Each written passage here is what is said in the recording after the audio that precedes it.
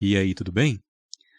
Dando prosseguimento ao estudo das equações diferenciais parciais, em particular aqui sobre a EDP da onda, nesse vídeo eu quero desenvolver com você uma solução para esse problema, para essa EDP aqui, que é conhecido como a EDP da onda. A gente tem uma equação diferencial parcial linear de segunda ordem homogênea. E nesse caso, a gente está considerando a equação da onda com uma dimensão espacial. Então, a gente tem x, com a interpretação de sendo a dimensão espacial, a variável relacionada à dimensão espacial, e t sendo a variável associada ao tempo. Sendo que a EDP em si, a equação diferencial parcial, foi obtida num vídeo anterior. E nesse caso, a gente idealizou, desenvolveu o problema em torno do contexto de termos uma corda vibrando, e essa corda tem tamanho L, e essa equação está definida então para x entre 0 e L para t maior ou igual a zero. Sendo que além da equação diferencial parcial, nós precisamos de algumas condições que possam definir o problema. E uma delas, que é essa equação aqui do meio, ela está dizendo então que relembrando que u de x e t é a altura de um determinado ponto nessa corda num determinado instante de tempo. Então a idealização do problema, ou o contexto desse problema, seria termos um eixo que vai ser o eixo horizontal associado ao x, a essa coordenada espacial. E então, para o eixo perpendicular, nós temos uma função u de x para um determinado tempo. Eu poderia, inclusive, indicar aqui como t0, no sentido de que, num determinado t, a gente tem esse formato dessa corda vibrando. E então, aqui eu vou exagerar na curvatura, como se a gente tivesse alguma coisa assim, só que relembre que o problema está sempre associado a vibrações, a pequenas vibrações. Então, esse formato ondulatório, eu também poderia ter feito alguma coisa assim, voltando aqui no zero. Esse formato ondulatório está exagerado para que a gente consiga enxergar que, de fato, tem uma onda aí, tem uma vibração na corda. Talvez, se fosse para representar de uma maneira melhor, ficaria até difícil de ver, Talvez seriam vibrações mais ou menos assim, bem pequenininhas. Mas, enfim. Acontece que esse problema está definido em t maior ou igual a zero para x entre 0 e L. Então, se eu fixar aqui, por exemplo, sendo como L, aqui a origem sendo zero, essa equação aqui ela está dizendo o seguinte, que a altura dos pontos extremos da corda, seja em x igual a zero como x igual a L, essa altura é fixa e ela é sempre zero. Então é como se a gente tivesse isso. Nesses extremos da corda, a altura é sempre igual a zero. E também temos informação sobre a curva, esse formato da corda no instante t igual a zero. Então, no instante t igual a zero, a gente conhece a forma dessa onda que está se propagando, que está se formando nessa corda. Então, essa informação está dizendo mais ou menos isso aqui, que essa curva é a f de x, que é a curva que representa a posição inicial de cada um dos pontos dessa corda. Relembrando que esse eixo horizontal aqui, o x em si, seria a posição de equilíbrio dessa corda. Ela está parada, não está vibrando. E essa f de x é, então, essa forma no instante t igual a zero, no momento que a gente começou a fazer a análise do problema. E então, quanto a essa última equação, o t, u é então a altura de um determinado ponto num determinado instante de tempo. Então, por exemplo, se você pegar esse ponto aqui, se essa curva é para t igual a zero, eu poderia, inclusive, aqui nessa u, representar como u de x e zero, e já fixar essa curva como sendo u em x e zero. Então, aqui a gente tem essa f de x. E u de x e t, ela diz essa altura aqui do ponto, a distância, a coordenada, vamos dizer, se fosse o eixo vertical fosse y, seria a coordenada y desse ponto. Mas a u, ela pega cada um dos pontos e diz qual é a altura com relação à coordenada vertical desse ponto, para cada instante de tempo. Então, para cada ponto x, a gente sabe a altura dele, essa coordenada vertical, dado um determinado instante. Ou seja, se a unidade de medida de U é distância, a distância que o ponto está com relação à posição de equilíbrio, sendo que a gente computa também valores negativos, querendo dizer que esse ponto está abaixo da posição de equilíbrio, então U tem uma interpretação de distância, né? Como eu falei, U tem uma interpretação de distância. E se você calcula a derivada de U com relação ao tempo, está falando de distância sobre tempo, ou seja, velocidade. E talvez, se você considerar alguns pontos sobre essa curva, por exemplo, aqui estão alguns pontos. O que essa g de x está informando é o perfil inicial de velocidades para cada um dos pontos dessa corda. E então, enquanto essa f de x, que é a u de x0, ela está informando a disposição inicial dos pontos, né, com relação à posição de equilíbrio, ou seja, a coordenada y de cada um dos pontos, né? Esses pontos aqui têm coordenada y negativa, enquanto coordenada y não, coordenada u, né, negativa, enquanto esses pontos aqui eles têm coordenada u positiva. Quando eu falei y, na verdade eu quis dizer o eixo vertical, né? Ou seja, esses pontos estão acima da posição de equilíbrio, esses pontos estão abaixo, então a gente associa coordenadas positivas para esses pontos e coordenadas negativas para esses pontos aqui. Deixa eu desenhar mais um aqui. Agora, quando a gente olha para essa curva inicial, essa distribuição das alturas de cada um dos pontos, bom, vale perguntar, bom, qual seria a velocidade em cada ponto? E é isso que a g de x ela vai dizer, ela vai dar uma informação então, da velocidade em cada um desses pontos. Ou seja, um valor de velocidade para cada um desses pontos. Pode ser que tem uma onda que se propagando nessa direção, nesse momento inicial. Então, talvez esses pontos aqui já estejam com velocidade negativa, talvez esse aqui esteja descendo também, ou talvez ele esteja se restaurando para a posição de equilíbrio, talvez. Aqui esses pontos, esse aqui talvez esteja descendo, esse aqui esteja com velocidade zero, mas talvez esse aqui ainda esteja subindo, talvez subindo só um pouco, talvez esse aqui ainda vá subir mais, talvez esse aqui ainda vai subir bastante, esse aqui talvez vai subir bastante, talvez alguma coisa assim. Ou, diferente do que eu falei, o que importa é que g de x vai associar a cada um desses pontos uma velocidade que é com uma interpretação de uma velocidade na direção vertical. Ou seja, se para um determinado ponto a velocidade ela aponta para cima, o ponto está indo para cima, né? Subindo, ele estava com um sentido positivo quando a gente olha para a direção vertical, ou se esse ponto está querendo descer, está com velocidade, mas apontando em sentido contrário ao sentido que a gente estabelece aqui nesse eixo vertical. E, enfim, nós conhecemos então a EDP, já tinha sido obtida. Sabemos que para esse problema em particular, os extremos têm altura fixa em 0. Conhecemos a distribuição inicial de alturas, né? A altura de cada um desses pontos, admitindo aqui a altura negativa no sentido de estar abaixo da posição de equilíbrio. E também conhecemos a velocidade em cada um desses pontos num determinado instante. Ou melhor, no instante t igual a 0. Né? A gente conhece a velocidade desses pontos no instante inicial. Muito bem. E então, definido o problema, a gente precisa então passar para a etapa de solução. Que método a gente vai utilizar para resolver esse problema? E o método para se resolver esse problema que a gente vai utilizar vai ser o método da separação de variáveis, que já foi desenvolvido lá na equação do calor.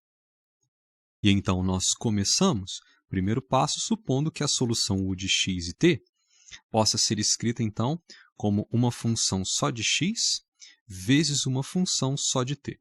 Ou seja, nós temos variáveis separáveis, temos só uma função de x vezes uma função unicamente de t. Dessa forma, quando a gente pensa na uxx, na derivada segunda de u com relação a x, basta então considerar t de t como uma constante e derivar somente essa primeira função. Então a gente vai ter x duas linhas de x vezes t de t. E pelo mesmo motivo, nós temos que a utt vai ser x de x vezes t duas linhas de t. E aí, então a gente até pode fazer uma observação. Será que a gente quer u de x e t igual a zero, a solução trivial? Bem, se u de x e t for igual a zero, a uxx vai ser zero e a utt também vai ser zero. Se você perceber nessa equação, substituindo o utt por zero e o xx por zero, você vai ver que essa igualdade ela funciona. Maravilha, solução trivial resolve a EDP. Só a EDP lá em cima, né, sem as condições. E também, ela também é uma boa solução para esse caso aqui, né? Dizer que a u de x e t igual a zero é basicamente dizer que a corda está esticada na posição de equilíbrio. E se ela está esticada na posição de equilíbrio, se a altura dela é toda igual a zero, em particular, nos extremos, essa altura também vai ser igual a zero. Certo? No entanto, a gente ainda tem que satisfazer essa condição inicial. Ela diz que no instante t igual a zero, essa corda ela tem o formato dado pela função f de x. E a única maneira dessa solução trivial servir é se a f de x for igual a zero. Certo? Se a f de x for igual a zero, maravilha. Então, basicamente, a forma inicial dessa corda é igual a zero, respaldando o que tinha sido dito aqui, né? Que o de x e t é sempre igual a zero. E, além disso, temos essa outra condição inicial, que é a velocidade em cada ponto. Então, se a corda está parada, esticada e não se movendo, aí você teria que ter a g de x igual a zero.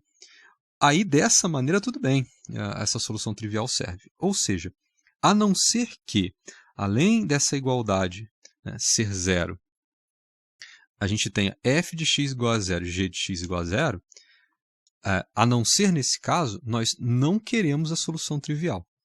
Certo? Solução trivial funciona para f de x igual a zero, g de x igual a zero e essa condição aqui igual a zero. Então, já está resolvido, né, para esse caso. Então, de agora em diante, a gente não está interessado na solução trivial e qualquer raciocínio que nos leve à solução trivial não serve. E então, esse tipo de construção de solução vai ser evitado de agora para frente. E então, como foi visto também na equação do calor, a gente vem e escreve essa EDP utilizando essas expressões encontradas dentro da suposição de separação de variáveis. Então, quando a gente tem utt é igual a c ao quadrado uxx, isso nos leva, então, a x de x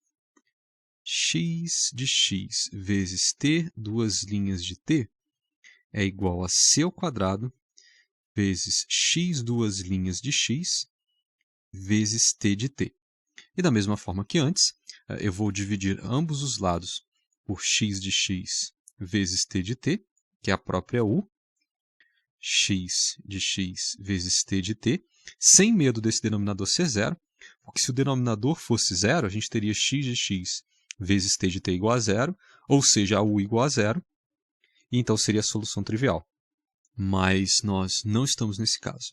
Então, aqui agora eu posso começar a cancelar. Bom, aqui o x de x com esse x de x, esse t de t com esse t de t. Isso, então, nos leva a 1 sobre c ao quadrado, t duas linhas de t sobre t de t, é igual a x duas linhas de x sobre x de x. E então, muito similar ao caso da equação do calor, aqui a gente tem uma função só de t, ou seja, t duas linhas de t sobre t de t, com esse 1 sobre c ao quadrado aqui, é uma função só de t. E x duas linhas de x sobre x de x é uma função só de x. Só de x e talvez alguns números, coeficientes e tal. Mas não tem essa que não tem t, essa função aqui, resultado dessa divisão não tem t, e esse lado de cá não vai poder ter x.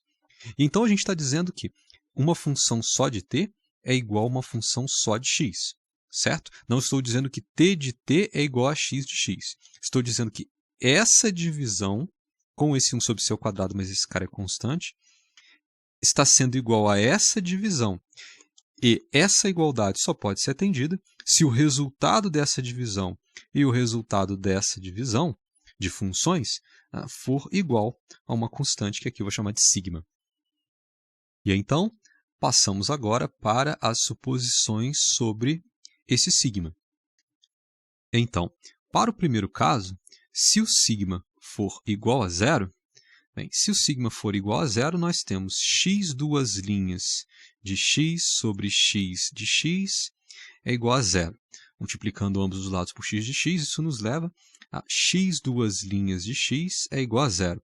Tudo bem, se a derivada segunda de uma função de x é igual a zero, então eu integro, e isso me dá que x' de x é igual a c1, e se eu integro mais uma vez, x de x é igual a c1x mais c2.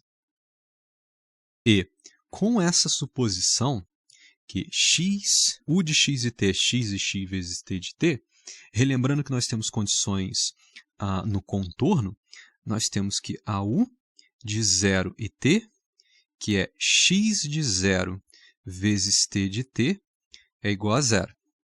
E temos também que a u de L e t, que é igual u de L de t, que é igual a x de L vezes t de t, também é igual a zero.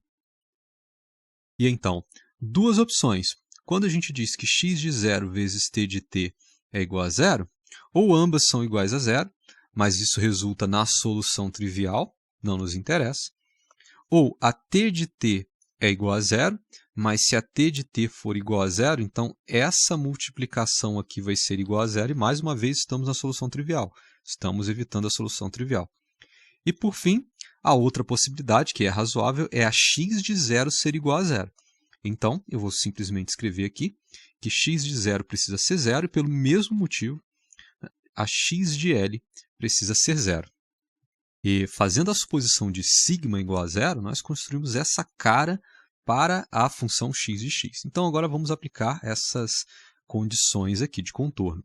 Bom, x de 0, de acordo com a nossa construção, vai precisar ser, então, C1 vezes 0 mais C2, que dá simplesmente, C1 vezes 0 dá 0, então dá simplesmente C2. E pela condição, isso precisa ser igual a zero. Imediatamente nós concluímos que C2 precisa ser zero, o que nos leva a x de x passar a ter a cara C1 vezes x. Não preciso colocar o C2, porque aplicando a primeira condição, o C2 precisa ser zero. Agora, usando o x de L, bom, x de L vai ser C1 vezes L. Então, C1 vezes L, e por essa condição, isso precisa ser igual a zero. Agora, para essa multiplicação, essa constante C1 vezes L ser igual a zero, ou C1 tem que ser zero, ou L precisa ser zero. Só que L é o comprimento dessa corda. O comprimento dessa corda não pode ser zero. E o que nos leva imediatamente a C1 ser igual a zero. Então, C1 é igual a zero, o que nos leva a x de x ser igual a zero, mas essa é a solução trivial. Isso nos leva à solução trivial. E nós já vimos que essa para a gente não serve. Já observamos a solução trivial, já vimos em quais condições nós não estamos buscando a solução trivial. Ou seja, supor que sigma igual a zero não funciona. Ou seja, a gente ainda tem algumas condições para sigma, ele pode ser positivo ou negativo, mas zero não pode ser. E então aqui eu vou testar agora a suposição sigma maior que zero. Então, eu vou escrever sigma como sendo um lambda ao quadrado para lambda maior que zero. Se sigma é um valor positivo, ele pode ser escrito dessa maneira. E então, com essa suposição sobre sigma, a gente tem x duas linhas de x sobre x de x é igual a sigma, mas sigma é lambda ao quadrado, então deixa eu colocar aqui o lambda ao quadrado. Bom, eu posso passar esse x de x para lá, e a gente vai ter que x duas linhas de x menos lambda ao quadrado x de x é igual a zero. Então, a gente tem essa EDO para resolver. Sendo que essa EDO ela é uma equação diferencial ordinária, linear, de segunda ordem, com coeficientes constantes. Aqui você tem um multiplicando, né? E aqui esse menos lambda ao quadrado, tudo bem, lambda é um número. Então, essa é uma EDO, então, possível, bem simples de ser resolvida. Bem, a equação característica dela se torna r ao quadrado menos lambda ao quadrado igual a zero, o que nos leva a r ao quadrado igual a lambda ao quadrado. Então, nós temos r igual a lambda, ou r, igual a menos lambda. E então a solução para essa EDO, ela é x de x igual a C1 exponencial de lambda x mais C2 exponencial de menos lambda x. E caso você tenha alguma dúvida, sempre interessante você dar uma olhada de novo lá nas soluções de equações diferenciais ordinárias desse tipo, que é basicamente o que a gente precisa aqui para o caso da equação da onda. E então, usando esse protótipo para x de x, vamos aplicar aquelas condições, né? Então, a gente tem que x de 0, nesse nosso caso vai ser, bom, lambda vezes 0 dá 0, menos lambda vezes 0 dá 0 também, exponencial de 0 é sempre 1. Então, x de 0 é C1 exponencial de lambda 0, mais C2 exponencial de menos lambda 0, que é uma multiplicação, ok? Que dá simplesmente C1 mais C2. E aquela condição inicial me obriga a ter x de 0 igual a 0, o que me leva a C2 ser o negativo de C1. E então, nós temos uma nova forma para x de x. X de x é C1 exponencial de lambda x menos C1 exponencial de menos lambda x, mas eu posso botar o C1 em evidência, né? Eu posso escrever, então, como C1 que multiplica exponencial de lambda x menos exponencial de menos lambda x, dessa maneira. Agora, temos a condição x de L, então ela vai ser, bom, de acordo com essa nova forma aqui, vai ser C1 que multiplica exponencial de lambda L menos exponencial de menos lambda L, e isso precisa ser igual a 0. E bem, fazendo um rascunho aqui, C1 exponencial de lambda L menos exponencial de menos lambda L, bom, não tem como esse lambda L menos lambda L serem zero, porque nem o lambda pode ser zero, a gente está no caso lambda maior que zero, e nem o L pode ser zero, porque o L é o comprimento da corda, né? Então não tem como ser negativo. Ou seja, se eu multiplicar, eu vou multiplicar por exponencial de lambda L e dividir por exponencial de lambda L, só para ficar mais fácil de visualizar, talvez, para algumas pessoas. Se você multiplicar, aplicar essa distributiva aqui, você vai ter C1, então aqui vai ser exponencial de 2 lambda L, menos, aqui vai ser exponencial de 0, que dá 1, e isso precisa ser igual. Bom, eu posso colocar dividir aqui por exponencial de lambda L igual a 0, e também posso voltar a multiplicar os dois lados só para cancelar esse cara aqui. Porque exponencial de lambda 0 não tem como ser 0. Então, cancelei aqui e a gente fica com isso. E, parecido com o caso da equação do calor, para que essa subtração exponencial de 2 lambda L menos 1 seja igual a 0, a gente precisaria que exponencial de 2 lambda L seja 1, e a exponencial de alguma coisa para ser 1, esse alguma coisa teria que ser 0. O que não é possível, porque 2 não é 0, é 2. Lambda não pode ser 0, estamos no caso lambda maior que 0. L não pode ser 0, que é o comprimento da barra. Então, essa multiplicação sendo igual a 0, esse C1 vezes esse outro termo aqui, ela só consegue ser 0 se o C1 for 0. Ou seja, eu posso apagar isso aqui tudo, e a conclusão desse caso é que, para essa multiplicação ser 0, isso implica em C1 ser igual a 0. O problema é que a gente acaba de montar x de x igual a 0. Mais uma vez, a gente recairia então na solução trivial. Não interessa. Então, podemos descartar o caso lambda maior que 0. Por fim, nos falta testar o caso sigma menor que 0. Para sigma menor que 0, então eu posso escrever o sigma como menos lambda ao quadrado para lambda, um número real maior que 0. Isso nos leva a x duas linhas de x sobre x de x igual a menos lambda ao quadrado, o que dá x duas linhas de x mais lambda ao quadrado x de x igual a 0. Mais uma vez, nós temos então uma equação diferencial ordinária de segunda ordem linear homogênea, com coeficientes constantes. E nesse caso, a equação característica é r² mais λ² igual a zero, o que leva a r² igual a menos λ², o que leva a r igual a λi, ou r igual a menos λi. E nesse caso, quando a solução desse r da equação característica é um número complexo, e nesse caso o número complexo com a parte real igual a zero, ou seja, um complexo que a gente chama de número imaginário puro, não é isso? Ele não tem a parte real. A parte real é igual a zero, então só tem a componente imaginária.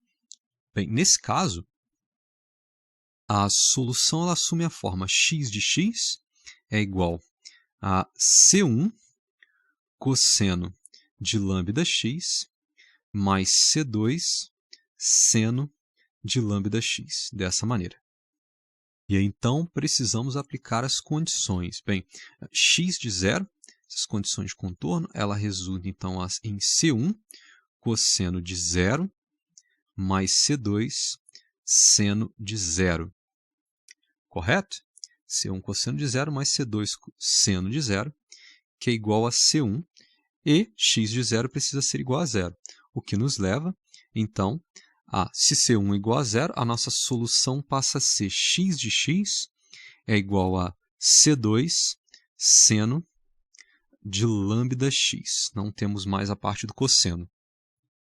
Agora, aplicando a outra condição, x de L, deixa eu consertar esse sinal de igual de cima. Bem, x de L, então, vai ser C2 seno de lambda vezes L, dessa maneira. E isso precisa ser igual a zero. Isso é igual a zero se o C2 for igual a zero, ou se seno de lambda L for igual a zero. C2 igual a zero, isso nos levaria então a x de x ser igual a zero, a solução trivial. Isso não nos interessa. Então, a gente pode descartar essa primeira hipótese, mas essa aqui é bem razoável. Bom, o seno de lambda L ele se anula quando aqui dentro a gente tem um múltiplo de π. Então, se a gente tiver lambda L igual a n vezes π, um múltiplo de π. Ou seja, quando lambda ele é nπ sobre L. E essa aqui é uma solução muito boa. Ela evita a solução trivial de x ser sempre igual a zero. E, portanto, encontramos uma maneira então, de fazer essa x de L ser igual a zero, fazendo seno de lambda L ser igual a zero, que implica em lambda L ser igual a nπ, o que implica, então, em nosso caso, lambda ser igual a nπ sobre L. Essa solução é interessante, o que nos dá, por fim, que x de x é igual, então, a C2 seno de nπx sobre L. Muito bem, resolvemos a parte em x, e como sigma é menos lambda ao quadrado, isso nos dá sigma igual então a menos n ao quadrado π ao quadrado sobre L ao quadrado. E então falta resolver agora, como o terceiro passo desse problema sendo resolvido por separação de variáveis, falta resolver a EDO em t. E a EDO em t é 1 sobre c ao quadrado, t duas linhas de t sobre t de t, é igual a sigma. Bom, e a gente sabe que sigma, então, é menos n2π2 sobre L2. Isso nos leva, enfim, a EDO, t duas linhas de t, mais c ao quadrado, n ao quadrado, π ao quadrado sobre L ao quadrado, t de t, igual a zero. Mas observe que essa também é uma equação diferencial linear de segunda ordem homogênea com coeficientes constantes. Está aqui o coeficiente 1, multiplicando t duas linhas, e aqui a gente tem um coeficiente que, na verdade, eu posso até fazer o seguinte, eu posso tirar esse monte de quadrado aqui e colocar ele assim, ao quadrado, dessa maneira, vezes a função t de t, que é a função que a gente está tentando determinar. E então, para essa EDO, a equação característica vai ser r² mais cnπ sobre L ao quadrado igual a zero, o que nos remete a r² igual a menos cnπ sobre L ao quadrado, o que nos dá r igual a cnπ sobre Li, isso aqui é um C, ou r igual a menos cnπ sobre Li. E acontece que, para essa solução, como nós já vimos anteriormente, assume a forma t de t. Eu usei C1 e C2 para o x, então eu vou usar D1 e D2 para esse t. T de t é igual a D1 cosseno de... Agora a gente vai ter cnπ sobre Lt, né? Porque agora o nosso problema é em t. Correto? Deixa eu ver se eu não fiz nada errado. cnπ sobre L, isso. Mais D2 seno de cnπ sobre Lt. E perceba que aqui, então, eu não apliquei nenhum tipo de condição de contorno para t, porque t é a variável associada ao tempo. Não tem condição de contorno aqui. A gente tem a tal da condição inicial. Porém, antes disso, na etapa 4, que eu vou chamar de 4 aqui, nós precisamos, então, juntar essas soluções. E, então, aqui nós vamos ter que a u de x e t vai poder ser escrito. Então, vamos recapitular. A gente tem x de x vezes t de t. X de x vezes t de t. E a x de x, então, era C2 seno de nπx sobre L. E agora a gente tem D1 cosseno de nπ, de cnπ, esqueci do C, de cnπ sobre Lt, mais D2 seno de cnπ sobre L vezes t. Esse π ficou meio estranho aqui. E aqui vezes o t. E aqui eu posso colocar, na verdade, um colchete aqui. Então, a forma da solução é essa. Acontece o seguinte, que até esse momento, com mais nenhum outro tipo de restrição sendo feita, perceba que nós não definimos, não houve nenhum tipo de imposição sobre C2, sobre D1 e sobre D2. Porque até agora, até esse momento, eles, na verdade, podem assumir qualquer valor. E, inclusive, para diferentes valores desse n, né, para diferentes valores desse n aqui, você pode simplesmente ter constantes diferentes. Então, eu vou fazer o seguinte, se eu juntar o C2 vezes o D1, eu poderia tirar esse C2 daqui, e C2 vezes D1 eu poderia chamar, por exemplo, de A. Então, eu vou colocar aqui A. E o C2 vezes o D2 eu poderia colocar aqui como B, dessa maneira. E como para cada um desses valores de n eu posso simplesmente, até esse momento, até o passo 4, para diferentes valores de n eu posso simplesmente atribuir valores diferentes para esse A e para esse B, eu posso inclusive chamar esses caras de AN e de BN. E dessa forma que eu escrevi, essa U de x e t, a gente costuma escrever como UN, porque nós acabamos de descobrir uma possível forma, né, dessa solução, e nós sabemos que para diferentes valores de AN e de BN, essa expressão aqui também soluciona a EDO. Aliás, a EDP, né? Essa expressão também soluciona a EDP. Essa U de x e t, essa UN de x e t, escrita dessa forma, resolve a EDP para diferentes valores de AN e de BN. E é exatamente por isso que a solução geral, U de x e t, ela é escrita na forma de somatório. Então, ela é o somatório de n igual a 1 até infinito de seno de nπx sobre L, que multiplica a n cosseno de CNπT sobre L mais BN seno de CNπT sobre L. E caso você tenha alguma dúvida, por que você não colocou o somatório de n igual a zero até infinito? Bom, porque se eu colocar n igual a zero, aqui eu vou ter seno de zero e eu vou ter zero como solução, né?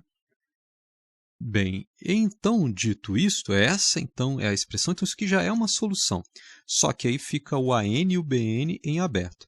Porém, nesse passo 5, agora a gente vai poder fixar finalmente quem são esses AN e BN. E para conseguir isso, nós temos as condições iniciais, não é mesmo? Nós sabemos então que é U de x e 0, ela é igual a f de x, não é isso? Só que para esse nosso somatório, se a gente fixa o t igual a 0, bem, nós vamos ter somatório de n igual a 1 até infinito. Bom, o x é x ainda, não fixei o x, só o t que é igual a 0, então seno de nπx sobre L, que multiplica a n. Bom, se o t for 0, tudo aqui dentro vai dar zero, vai ser o c vezes o n vezes o π sobre o L vezes 0 vai dar 0, e cosseno de 0 é 1. Só que aqui, como esse valor aqui dentro ele zera, seno de 0 é 0, então esse bn nem vai existir. Então, na verdade, a única coisa que vai existir vai ser o an, e, portanto, eu, na verdade, vou escrever isso como an seno de npx sobre L. E, por fim, isso precisa ser igual à função f de x. Só que aqui nós temos o seguinte, do lado direito, uma função f de x, definida no intervalo de 0 a L, que é a distribuição inicial de alturas, né, de coordenadas verticais desses pontos da corda, ou seja, cada uma das alturas do ponto. Lembrando que a altura aqui eu estou admitindo a altura negativa no sentido de o ponto está abaixo da reta de equilíbrio, né, da corda esticada. Então, aqui nós temos uma função definida de 0 a L, e aqui nós temos um somatório de AN vezes seno de npx sobre L. Sendo que esse cara é a série de Fourier, é a representação de uma série de Fourier de uma função ímpar, porém periódica. Uma função periódica e ímpar. F não é periódica, mas assim como foi falado na equação do calor, se você tiver uma função f de x, por exemplo, alguma coisa assim, essa sua f de x, você constrói copiando. Deixa eu copiar e colar, vou refazer esse procedimento aqui porque ele é bem interessante. Eu vou inverter horizontalmente, vou inverter verticalmente, e dessa maneira, mais ou menos assim, nós vamos ter na verdade, o que eu fiz foi refletir essa função para cá para baixo, não é isso? Então, de maneira que, se você pegar aqui um A e comparar com um menos A, na verdade, deixa eu colocar aqui embaixo um menos A f de A, a f de menos A, na verdade, é igual a menos a f de A. Se eu repetir esse padrão, deixa eu colocar isso anotado aqui em cima e pequenininho, porque a gente não precisa, isso é só uma explicação, né? Enfim, se eu pegar esse padrão aqui, deixa eu ver se eu consigo copiar esse padrão sem problemas, eu acho que eu consegui. Se eu ficar repetindo esse padrão indefinidamente, por exceção talvez de algum erro aqui no meu desenho, repetir ele para cá, repetir ele para esse outro lado aqui também, mais ou menos assim, talvez assim, e fizer essa repetição indefinidamente para a esquerda e para a direita, no sentido de que esse padrão vai se repetindo, tanto para a esquerda quanto para a direita. Nessa janela aqui, a gente tem essa janela aqui de menos L até L. Então, essa janela de menos L até L se repete. Então, isso aqui, como foi visto na equação do calor, é a extensão periódica ímpar da função f de x. Nesse caso, a gente poderia, enfim, calcular a série de Fourier sobre a extensão periódica ímpar. Então, aqui, na verdade, eu vou chamar, essa notação ela é interessante, deixa eu colocar ela aqui. Essa, na verdade, é a chamada fi de x, a extensão periódica ímpar da função f de x. E como eu já entrei em detalhes, o passo a passo de como resolver esse AN no caso da equação do calor, eu vou repetir que vai ficar longo demais, esse AN ele é o AN da série de Fourier e você vai poder utilizar a própria função f de x.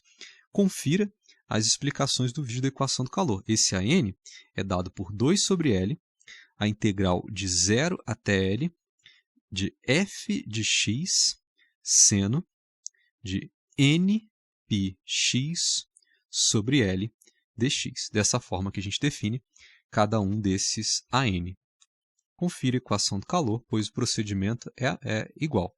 Faz a extensão periódica ímpar, começa a escrever a série de Fourier para essa função fi, né, para essa extensão periódica ímpar, então você vai concluir que tentar escrever de menos L até L na função f ímpar é a mesma coisa que considerar o dobro de 0 até L, da integral, né, dessa integral, só que o dobro de 0 até L. De 0 até L, a f ímpar é a própria f, mas tem essa explicação passo a passo lá na equação do calor.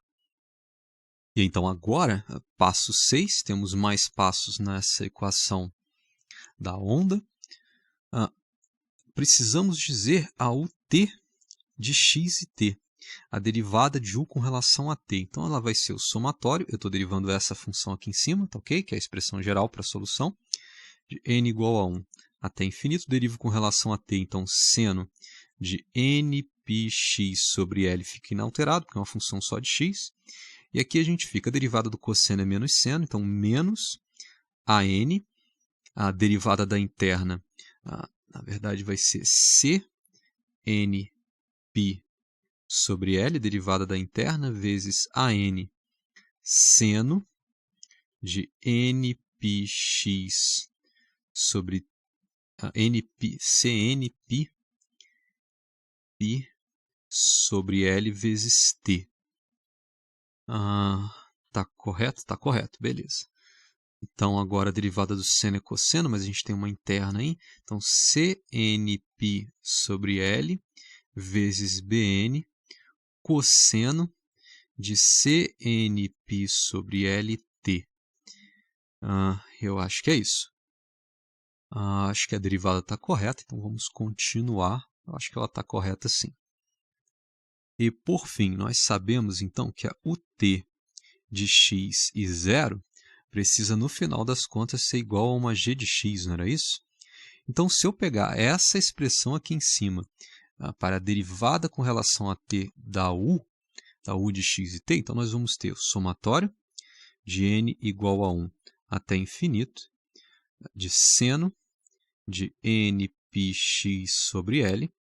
Agora, se o t for 0, então aqui a gente tem CNπ sobre LT vai ser 0, seno de 0 é 0, então se anula.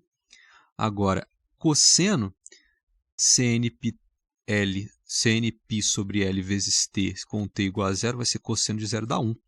Então, na verdade, vai sobrar aqui CNπ sobre L vezes BN, dessa maneira. E isso, então, precisa ser igual a g de x. Sendo que esse CNπ sobre L, isso que eu posso jogar lá para g de x. Então, a gente fica com ut de x e 0 é igual ao somatório de n igual a 1 até infinito de seno de nπx sobre L. Eu acho que eu vou colocar esse BN aqui antes, inclusive. Então, aqui eu vou botar o BN. É igual a L sobre CNπ vezes g de x. E o que isso tem de parecido com o que acabou de ser desenvolvido ali em cima? Aqui, quando a gente foi solucionar esse AN, o que foi falado? Bom, que quando você pega essa igualdade aqui, à direita você tem uma função f de x definida de 0 até L, e à esquerda você tem aí a série de Fourier, né, de uma determinada função, somatório de n igual a 1 a infinito, a n seno de npx sobre L. Não só a série de Fourier, mas mais especificamente, a série de Fourier de uma função ímpar. Você tem o somatório de senos. E é basicamente o que a gente tem aqui. De novo, nós temos essa construção. Aqui à esquerda nós temos, então, um somatório, uma série de Fourier, associada ao coeficiente Bn, né? Uma série de Fourier de uma função ímpar, Bn vezes seno de npx sobre L. E à direita nós temos L sobre Cnπ vezes g de x, em que g de x é uma função definida no intervalo de 0 a L. E então, não vou repetir exatamente o que foi feito ali em cima, no exemplo anterior, para calcular os AN, a gente cria a extensão periódica ímpar da função g de x. Sendo que sobre a extensão periódica ímpar da função de g de x, nós podemos escrever a série de Fourier. E no meio do raciocínio, como foi feito na equação do calor, você vai descobrir que você pode usar a própria função L sobre Cnπ vezes g de x para calcular o coeficiente Bn. Sendo que esse coeficiente Bn ele é determinado da mesma maneira que o AN. Bn é 2 sobre L, a integral de 0 até L, dessa função. Então, L sobre Cnπ vezes g de x, seno de npx sobre L dx. O que acontece é que L sobre Cnπ é uma constante, então deixa eu tirá-la daqui. Posso passar essa integral para cá, dessa maneira. L sobre Cnπ ele ficaria aqui, só que então a gente cancela esse L com esse L, e no final das contas nós temos 2 sobre Cnπ vezes a integral de 0 a L de g de x, seno de npx sobre L dx. E aí, então, depois desse trabalho monstruoso, na verdade, o problema foi resolvido.